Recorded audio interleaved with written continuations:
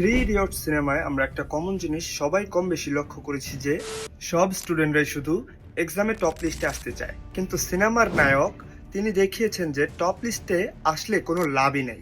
Top লিস্টে আসলে হয়তো ভালো একটা রেজাল্ট আসবে, ভালো একটা চাকরি আসবে এবং ভালো একটা স্মার্ট স্যালারি আসবে। তারই বদৌলতে দেখা যায় যে আমরা শুধু এক্সামে পাসই করে গেলাম, কিন্তু আমরা শিখলাম না কিছুই। সবার আসলে জেতার ইচ্ছা, শেখার ইচ্ছা কজনেরই বা থাকে।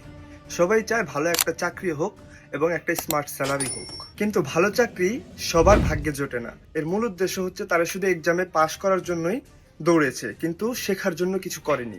মূলত আমাকে দিয়ে দেখেন, আমি এইচএসসি তে ভালো একটা রেজাল্টও করেছি, কিন্তু আজকে আমার অবস্থানটা কোন জায়গায়। এরই ধারাবাহিকতায় বলতেই হয় যে আপনি পড়ালেখা করছেন, করেন, ভালো করে করেন, কিন্তু এক্সামে ভালো একটা রেজাল্টসের আশায় করেন না। আপনি ভালো কিছু শেখার উদ্দেশ্যে করেন।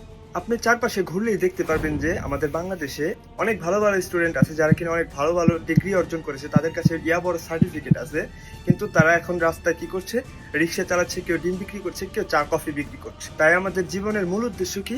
জীবনে কিছু শেখা, না কোনো ভালো একটা ডিগ্রি অর্জন করা। আর সবশেষে একটা কথাই বলতে হয়, All is well. All is well.